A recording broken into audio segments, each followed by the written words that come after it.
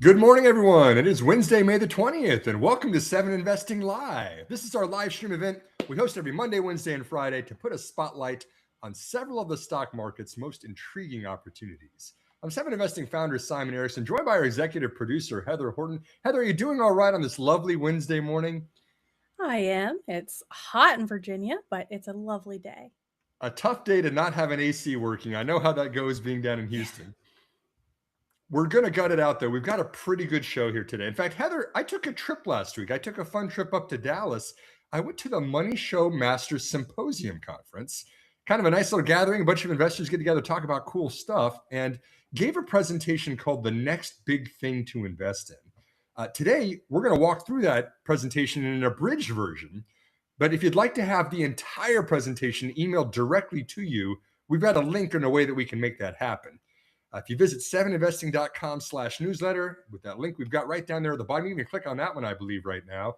Put in your first name and your email address. It's as simple as that. I'll send you the complete recommendation, the complete presentation with all of the recommendations in it. Again, it's got 6 publicly traded stock ideas and 1 soon-to-be publicly traded stock idea that are organized into 3 themes, as you'll see here in a minute. But if you want the full version, 7investing.com/newsletter, check it out. But Heather, we're gonna jump into a little bit of it here today. It was kind of a fun presentation, a lot of cool stuff going on out there in the world. Yeah, I'm excited to see it. All right, let's get that up. And of course, that link will be in the show notes. So if anyone is looking for it. Absolutely. So here we go. Here's a look into the next big thing to invest in. Really kind of code for finding 10 baggers. And next slide, we kind of talked about, what does a 10 bagger even mean? It's a stock that would return at least 10 times your money, right? You put in $1,000, you get out $10,000. You put in $10,000, you get out $100,000. Adjust your numbers accordingly, but these can be game changers for your portfolio. And a lot of people are always asking me, well, Simon, how do I find a 10 bagger out there? What if you invested in NVIDIA or Palantir or Rocket Lab? These kind of companies that we're showing there. That's how you go out and you can find the 10 baggers. These are not just theoretical ideas. These are actual 10 baggers that we found on the 7 Investing scorecard. On the next slide there, you can kind of see how we've done on several of these companies, done very, very well. You can find all of those on our scorecard, 7investing.com/recommendations. You can see all of them. And then even cooler, Heather, there's the slide you can see that had a really neat milestone this last month where my average recommendation across the past 6 years of 7 Investing picks has now doubled in price, 106% absolute total return. So that's pretty cool. You can see the outperformance versus the broader market. Individual investing works. Looking for growth style investments certainly works too. And if you can find some 10 baggers out there, it can change your entire financial future. We track this very closely. I just showed the graph right there. This is kind of the consolidated returns over time. Notice those do not go straight up and to the right. Sometimes the market isn't always so happy. Gets a little grumpy sometimes like it did in 2022, but long-term investing does outperform the broader S&P index. That's why 7 Investing exists. That's why we make individual stock recommendations rather than just investing in an index. So I encourage you to check out the scorecard, check out all those recommendations that we talked about here. But let's first talk about how do you find the next big thing to invest in, right? For the purposes of this show here today and what we talked about in the Money Show's symposium, it's not just, okay, jot down the tickers and then let me go find those stocks. It's more of the methodical process of like, how do you find a 10 bagger? What are the predictors to look for if you want to find a company that could be worth an order of magnitude or more? And I want to jump into this a little bit. This is kind of a fun little way to describe and frame the presentation itself. The first of the 3 predictors is to think differently about things. Back in World War II, there was a group called the Statistical Research Group, which was this think tank that was up in New York City. And their job was to figure out and to solve some of the hardest problems that they were facing in the wartime arena in Europe. And one of the problems that they were trying to solve was they actually saw all these bomber planes that they were sending out there, that they were coming back, and they were analyzing the number of bullet holes per square foot in the plane. And the first thing that the statisticians and the analytics team noticed immediately was, if you looked at it, they're in the middle part of the plane, the fuselage of the plane. That section and then the fuel system in the wings had significantly more bullet holes per square foot in the plane. Whereas the engine compartment right there in the front of the plane had significantly less, at least comparable to the rest of the plane. And the decision at hand for the SRG was, where should we put armor on the plane to improve their survival rates? Armor, of course, was going to be adding a lot more weight to the plane. They'd be a little bit slower and less nimble, but it would, strengthen the plane itself against enemy aircraft fire. And so the first thing when we looked at this was the team immediately said, well, goodness, look at how many more bullet holes per square foot we're getting in the fuselage and the fuel system. We definitely need to be putting more armor in those two sections of the plane. And it was Abraham Wald, famous statistician now, who looked at this in a different way. And he said, yes, I hear what you're saying, team, but I see this a very, very different way. These are the planes, remember, that are coming back that we're able to study. The ones that did not make it back. An enemy aircraft, gun does not have any way of pinpointing exactly where it's going to hit on the plane. It's going to be statistically all over the place in a random distribution. But notice that the planes that are coming back have fewer bullet holes in the engine compartment. That's because they are not being hit on the planes that are coming back. The ones that did get hit in the engine are the ones that go down in the arena of combat, and we're not actually able to statistically look at it anymore. And thus the correct answer about thinking about this differently was to enhance the armor in the engine compartments of the plane rather than in the wings or in the fuselage. A different way of thinking about things. And the translation of this interesting example to the investing world is look for companies who are solving problems in different ways. Might be looking at the same information out there, might be looking at technologies out there and going about it in different ways, because survivorship bias is going to improve the chances of success of the companies that are not doing exactly the same things as everyone else or looking at problems in exactly the same way. So that's predictor number one, thinking differently. The second predictor is look for blue oceans. Look at this beautiful blue ocean out there. It looks like a nice, calm swimming pool. This is the kind of blue ocean you want to go competing in. There is no one else swimming in this blue ocean. This is one where there's not a lot of competition that you're going up against. You're able to look at your customers and say, hey, what features would you like me to use for this? What pricing would work best for you out there? What is something that we haven't considered that we might be doing? There's a lot more transparency, a lot more opportunity for companies that are competing in new markets where there's no one else that's already established. If you're going up against an incumbent that's been doing something for 100 years, good luck competing against them in price. The opposite of a blue ocean is a red ocean, where it's bloody and it's mean, and there's a lot of price that's getting rid of all the margins that you might be capturing as a company. But the companies that are swimming in the blue oceans, again, less competition, perhaps a new technology that's very innovative that no one else is looking at yet. These are the places where you actually capture excess profits and to grow incredibly quickly in a short period of time. And on that note, it's a perfect segue to the third predictor, which is look for the S-curves that are developing out there. This chart, if you're able to see it live, is the percentage of US households from 0 to 100% that have adopted new technologies that were introduced between the year 1900 and 2005. If you look all the way at the left-hand side of the graph, you can kind of see what are now commonplace technologies: the telephone, the automobile, electricity, radio, the refrigerator. And then on the right-hand side, you can see more modern ones, at least in the year 2005, such as computers and cell phones and the internet. Now look at the shape of how quickly they are adopted. It follows what we call an S-curve. At the first couple of years when a new technology gets introduced, it's less than 10% of the overall market. We call these early adopters, the people that are really forward-thinking, the ones that want to get their hands on the newest, coolest, most innovative thing. But they're not the majority. In fact, it takes several years later, typically on this chart between 5 and 10 years later, of the introduction of a new technology to really hit the middle part of the S-curve. And that's important because that's where the majority of the American households would adopt this in a very short period of time. And what happens when you have a lot of people that are adopting a new technology or a new product in a short period of time? Revenues go skyrocketing, profits and cash flows go skyrocketing, and guess what else goes skyrocketing? Stock prices of the companies that do those. So as we're going out there looking for the 10 baggers, we want to be early. We want to be in the first part of that S-curve right before it starts accelerating, and you hit that inflection point of the percentage of US households that are adopting it today. So those three predictors, if we look at them kind of in tandem, thinking differently, blue oceans, S-curves, when we're looking for new ideas out there in the stock market and someone says, hey, Simon, what are you looking at today? What are you excited about? This is how I frame those problems. This is how I go out and find the stocks that I think are the next big thing. Heather, are we ready to jump in? Are we ready to start talking about the three themes where I see some opportunities in the stock market today? We are. I love in this chart that in 2005, you were as likely to have a dishwasher as the internet. Wow. Right. I feel like the internet must be up there now with like the stove. Yeah. And it gets more exaggerated too, right? The technology goes faster. You see the curves are Yeah, the sharper on the curves right. really do sharpen, which is fascinating how everything, and we know that things are getting faster and faster and faster. So your time to actually hit that S curve low is shortening. You got to keep your eye out for them.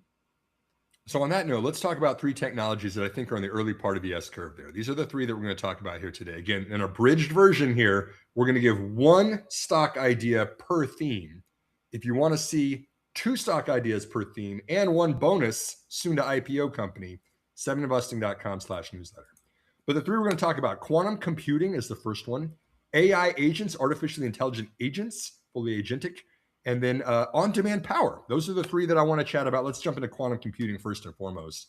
A couple more. Yeah, there we go. This is an entirely different technology than classical computing. Classical computing is defined as kind of the traditional way that we've done processing. It could be done on a CPU, on a GPU, on a lot of custom XPUs today. But a quantum processor is completely different, following a different type of technology than any classical computer can do right now. And why would you need a quantum computer? It's not just a faster computer, it is faster. But the reason that you would need this is there are certain problems we just can't solve today. It's going to take too much code and too much processing with too many inputs and too many variables for a classical computer to even solve. Even the fastest NVIDIA GPUs can't do this today. But a quantum computer is certainly able to do that. And so you've got a completely different technology going after the hardest to solve problems. Those might be in drug discovery, if you're patterning out molecules and how they're going to interact with each other. Could be for materials, new alloys you want to develop. We've done the best we can with the tools that we've had. Imagine if you could amplify that, turn these amps up to 11, use a quantum computer to do something really, really neat. And then this is why I think that we're starting to see the S curve of this. This used to be just an academic exercise, right? I would go to the MIT conferences, you'd have really smart people talking about quantum computing, and then inevitably somebody would ask the question, well, who's using this today? And there'd kind of be silence and pin drops and crickets, and everyone said, oh, well, we're getting there. It's going to be 5 more years. Look at this today. McKinsey points out there actually are companies that are spending at least $10 million per year on quantum computing projects. And about a third of budgets today are at least spending $10 million a year on defining the problems or understanding the technology. This is significantly higher than where we were a couple years ago, right? Used to be people were just exploring with quantum. Maybe you tried it out a little bit like that. Now you've actually got budgets in place that you're starting to use for actual projects. And then couple $10 million a year, which is nothing, pocket change for the largest companies in the S&P 500 today. But then you've also got McKinsey saying, hey, quantum could deliver trillions of dollars in economic impact to companies a decade from today, mostly in energy, mostly in pharmaceuticals or the financial industry and transportation. Coupling the two of those, something that's starting to get some momentum out there with a massive amount of an impact if you actually apply it correctly. This is going to be the middle of the S curve that's going to happen some point within the next decade, perhaps even in the next 5 years for quantum computing. And as you can see here from the Microsoft graphic, that's where when the applications start coming, we actually start putting these projects to work and scaling them up, whether that's materials, chemistry, or whatever else you're working on. That's where you get the bang for your buck. And so the company that I want to chat about for this one is one that's probably not on your radar right now. It's a company called Inflection. Heather, have you ever heard of this company before? Only from you, and I've now looked into it. Haven't bought it yet, but it's such a cool company. It really is. And I'm hoping that most people watching this show aren't already aware of this because I wanted to go a little bit off of the beaten path. It wasn't an immediately recognizable name. But the ticker on this one, INFQ, look at the revenue number, goose egg, $0 in revenue last year. This is a pre-revenue company that's already worth a couple $1 billion in the public markets. It just completed its SPAC IPO in February 2026. And here's the interesting thing. This is a different technology than classical computing, as quantum computing is already, but it's even a different technology than other quantum computing technology is today. Neutral atom quantum computing manipulates cesium atoms in a vacuum with lasers at room temperature. There's some important words in that bullet point right there. First of all, neutral atom. This is not involving ions. You heard about ion Q. You hear about ion trapping, you hear about spin states and different type of charged particles. That is not what this is. Cesium atoms in a vacuum with lasers. You do not have to have charged particles. That might improve the scalability of your system. And then the other thing is you're doing this at room temperature. A lot of quantum computers have to be super cooled, very, very, very low temperatures. And guess what? That requires a ton of power and isn't so good for your coherence times. But if you can have a neutral atom quantum running at room temperature, you might have better coherence and a more scalable quantum computer that you're building. So the idea, even though Inflection is at $0 in revenue, you've got a really smart CTO that's got a great background, his entire career doing this. You now have a publicly traded company that's gotten some big name financiers on board with this. And then look at this. You've actually developed the first steps of a partnership with NVIDIA, with which Inflection's Q-Link interface is using the hub to integrate quantum computers into NVIDIA's CUDA for dedicated tasks. What does that mean? It means CUDA directs where the traffic goes, which workloads get done on the GPU versus the CPU. Oh, and guess what else we also might have? We might have a QPU, or a quantum processing unit over here, for the hardest, most incredibly complex workloads. And again, why does NVIDIA want to do this? It's not displacing itself. You're still going to use GPUs for a lot of really hard things out there. But imagine if you could use GPUs in tandem, in parallel with the processor that could handle even more complicated tasks. That's what Inflection's trying to do. You've got the early steps of a really big partnership with the most valuable company in the entire world. You've got a publicly traded company that's using a technology that's thinking differently than others out there. I think Inflection is certainly a stock that is no guarantee. It's not a slam dunk out there, but it's certainly worth a spot on your watch list today. Yeah, that room temp is such a like. Is anyone else doing that? I haven't heard of anyone else doing Not that. at room temperature. There's you've got ion trapping. There's IonQ, doing that. A couple other companies, Continuum, that's doing that. You've got the superconducting quantum computers like Google's working on out there in California. I haven't seen anything that's doing this at room temperature with lasers yet. That's really, really cool. And yes, you're right. Really hopeful for scalability. Absolutely. So, okay, so there's quantum. There's the first one we're going to talk about. Let's jump into theme number 2 here. This is AI agents. This is employing artificial intelligence and/or RPA, robotic process automation, to handle tasks and core operations. A lot of these previously being done by human beings, now fully automated. Whether that be customer service chatbots, you probably talked with an agent on a website. How can I help you? What answers can I answer for you? But even marketing intelligence, going out there and gathering information about how products are doing, or even using generative AI to run marketing campaigns, being done fully agentic now. Operational intelligence, of course, pulling information about your own processes and your supply chain, and then RPO using code to actually execute a lot of tasks out there. And so there you've got the picture of the switchboard on the left. You can kind of see how telecom used to be done a century ago by human beings connecting things. It's kind of the same idea of using agentic, fully automated at this world that we have today. And so our companies are using this. Next slide kind of shows some examples of how this is being used out there. You saw Salesforce. Mark Benioff says, hey, I'm cutting 4,000 people in my customer service group and reallocating their time, keeping them in the company, but they're going to be working in marketing or revenue generating roles, because AI, is going to take over a lot of that customer service support for Salesforce, who's developing their own agentic AI. This is kind of neat. Mark Zuckerberg is building an AI agent to replace him, at least to help him be CEO today. Kind of neat when you've got the forward-thinking Mark Zuckerberg really embracing something like this. And then, of course, some statistical research from McKinsey shows that AI-driven personalization is not only enhancing customer satisfaction, but also providing a lift for revenue and reducing costs. I mean, there are actual business outcomes that make sense to do this. So let's look at AI agents. Where's the one we're going to talk about for this one? Oh, yeah, SoundHound AI. This is a neat one, right? This is kind of in the same vein, of large language models. What this is a conversational intelligence platform. Kevin Mohajer graduated with an electrical engineering degree from the University of Toronto in 2000. That's not just a footnote, that's an exclamation point, because the University of Toronto was a computer science program that was the very foundation of modern machine learning. Basically, AI today all came out of a hotbed of the research that he was doing and developing himself. But he always wanted it to be something that was vocal, right? This guy was way ahead of his time in the year 2000. His first company he started was called Midomi. which was actually just as smartphones were starting to catch on. If you go back to the year 2000, we were starting to kind of see the introduction in a couple of years of the iPhone, things that were smart. You could actually have an app that would recognize the song playing on the radio and then tell you what it was. Take that for granted today. It's so easy to just see that because you've got built-in consoles. But again, we're in the year 2000. It was recognizing the sounds and the words that were being spoken. He then kind of transitioned that to another app called Hound, where you could speak directly into your smartphone, just like Siri can do today, just like Alexa can do today. And you could actually ask questions that would immediately respond with answers. Again, things we took for granted 25 years ago were really, really innovative technologies. And he's spent the last 25 years making this conversational intelligence platform more accurate, better latency, lower cost than the big tech peers like Google and Amazon are developing today. He's been refining these algorithms for 25 years.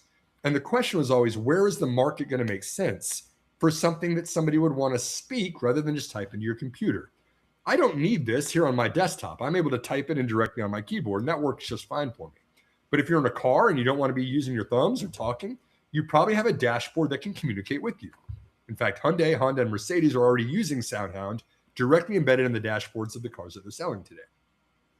But look at this one, Heather. The new applications, this is what I would consider moving up market and getting a better bang for your buck.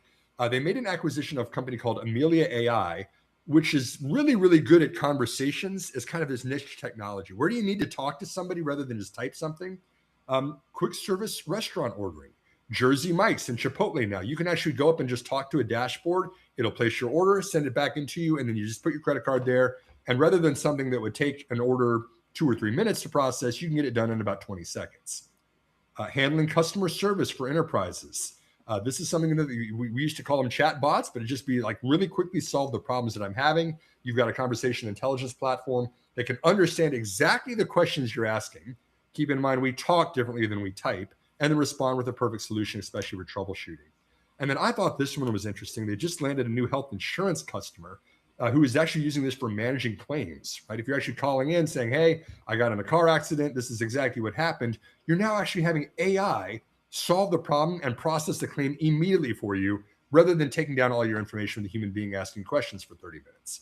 You can just see the efficiency gains for the enterprise of why they would want to work with a company like SoundHound AI. The ticker on this one, SOUN, and the business doubled its revenue to $169 million in 2025. I see a lot of potential for a company like this as more and more we're not typing things anymore. We're conversing with AI that's out there. I haven't been following this one at all. This is so interesting and cool. I have CarPlay on my car, and so I'm always using my phone assistant to like try to voice activate things, because obviously you should not be looking at your phone while you're driving, but it's so bad. So something like this could also greatly increase safety because you're more likely to use it than look at your phone. 100%. And the parallels are kind of similar to Google, actually. If you're going to type in on your phone, say that you're just, on Google Maps, you say, I want a restaurant that's near me because I'm hungry. Right now, we're typing that in and it shows up Jersey Mike's, and then you can kind of go there and figure it out and everything like that. Just imagine being in your car saying, hey, I'm hungry. What's close by that's under $15 that I can pick up immediately? It will then, using SoundHound, recommend Jersey Mike's, who's part of the platform with them, say, you can get this. What would you like to order? Boom, you place your order. It already knows your credit card, and it's ready for pickup as soon as you drive by there. The full transaction is completed on the SoundHound platform. And things like this, pretty useful. You kind of see the early stages as this gets more and more sophisticated over time. Just such reduced friction on day-to-day tasks. The health insurance one is really interesting too, because every person in the US, I think, has dealt with that headache. And that would be, if it's doing a good job, would be, it sounds like it is, so much better. 100%. And last but not least, as we're wrapping this up with a third theme, this is on-demand power. This is another one that data centers, Heather, I feel like it's been ad nauseum now that we talk about how big of a deal AI data centers are and how power hungry they are. How do you even produce enough power for a 5 gigawatt AI data center? There's only a couple even power generating technologies that are even capable of this scale.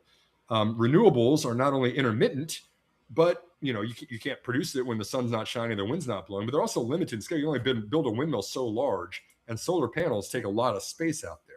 And then on the other hand, if you were just going to feed this demand with coal or natural gas, you're going to be giving off a lot of emissions, which are not really environmental friendly at this kind of scale. So how do you come up with the power that is required for these massive data centers, but also make it fit for purpose, right? That we're not feeding this onto the grid. This is specifically fit for purpose for the data center. It's behind the meter, so it's not jacking up the prices that everybody else has to pay for residential power. And it's on demand, right? I can make this modular. I can build this larger and larger if I wanted to add to it. This is kind of the next step that's going to be necessary for future AI infrastructure development. And so the company that I'm really interested in this one is one that we just chatted about just a couple of days ago. Actually, it's the small modular reactors from NuScale Power. Oh, sorry. Let's go ahead and jump in front of this. We can keep going. That's all right. Let's talk about NuScale. Maybe one more there. Oh, there we go. I jumped ahead. That's okay. NuScale Power is SMR. This is a very, very small company, $31 million in revenue last year, which is just technology. This is just licensing technology at this point. But it wants to build smaller nuclear power plants that are fit for purpose. Their power modules are actually the first and the only small modular nuclear reactors to receive design approval from the U.S. Nuclear Regulatory Commission. The only ones that are out there that are actually approved for design and manufacturing today. And the modules themselves, each are producing about 77 megawatts of power. But a system that has 12 of these put together would get to that gigawatt scale level that we need for a data center, right? That 12 at 77 is a gigawatt power output for a system that's out there. And the levelized cost of energy for small scale modular nuclear reactors is actually getting to be close to parity with natural gas. As someone who worked in alternative energy and the strategy for this for a large oil company before, you always had natural gas as the gold standard. If you get the cost to produce power right at the same kind of level that you can for natural gas, that's the holy grail. That's where you want to be at to start getting adoption from the market out there. The construction time is still a bit long, 36 months to construct these right now. We're not just putting together gas generators, we're building nuclear power cores. That takes some time. You got to transfer materials. You got to get them set up on site. It's still a little bit of an extended period of time. But I think that 3 years out, we're going to start seeing some of these actually get to fruition. In fact, the Tennessee Valley Authority, a 7-state area right there in the middle of kind of the United States, has teamed up with Intra One Energy. That's a local utility. And NuScale is the technology partner to sign a strategic agreement to provide up to 6 gigawatts of small modular reactor power for future projects. Based on my rough math, knowing that we haven't ironed out all the details of how much these are going to cost just yet, this appears to be on the order of a $50 billion project, which could take over 10 to 15 to 20 years. Last time I checked, $50 billion is a lot more than 31 million. This could be certainly an order of magnitude and a step change for NuScale. Keeping in mind, you don't have to put all of your eggs in just one basket. When you're working with a really, really big project like that, and you're gaining momentum with something like this, it tends to attract other partners as well. I think that we're going to start seeing some big jumps with NuScale in the near future. And so wrapping this all up, the next big thing to invest in, we talked about quantum computing there a moment ago. We talked about AI agents there for a moment. We talked about on-demand power. We're coming up at the midpoint of the hour here, Heather, but any kind of questions or thoughts about any of those? These are the 3 technologies and the 3 themes I'm really excited about right now. Yeah, and we also have kind of for AI agents, but for NuScale and for quantum computing, we have entire shows for those. I'll throw them in the show notes, but if people are really interested, I recommend going through our past lives because that we have really cool deep dives and some really interesting guests, especially for quantum computing, talking about how that's all working. I am excited about all of these, especially the AI agents. I've been building AI agents and they've been for my own work and they've been amazing, and it's cool to see that growing. And I'm interested in SoundHound. I think that's I already love NuScale, so I think that's my next interest. SoundHound. Okay, SoundHound wins Heather over. If you had to choose between the 3 companies we discussed, Inflection, SoundHound, and then NuScale, drop us a note, put in the comments which one of these 3 you might be the most interested in. These are risky stocks, but they're meant to be risky because this is the next big thing to invest in. And a couple reminders here at the end that if you do want to see our actual stock market recommendations, 7investing.com/subscribe is where you can actually see each of our official recommendations and our 5 monthly best buys. We keep those for the membership. That's kind of the line that we draw. on what our members are paying for. But again, you can see the scorecard and actually why the average stock recommendation that I've made is now up 106% since the inception in terms of absolute returns, not even including dividends. And then if you wanted to, 7investing.com/newsletter, this is where I'd love to email you the entire presentation. Again, we talked about 3 stocks here today. There's 7 opportunities in the full presentation. I will send you the next big thing presentation to your inbox by Thursday evening. If you join our email list at 7investing.com/newsletter, that's where you can get signed up, and I'll send you the presentation directly.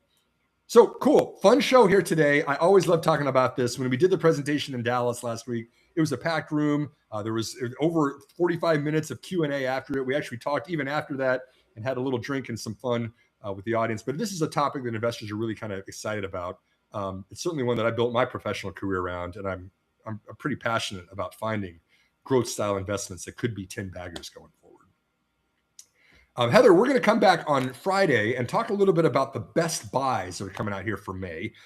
This is when I'm going to be publishing my 5 favorite opportunities on the 7 Investing Scorecard. They don't have to be the next big thing, but they do have to be a really, really good buying opportunity. I'm going to talk just a little bit about the themes and how I considered those 5 best buys here on Friday. And then on Monday of next week, we're actually going to be talking about Rocket Lab again.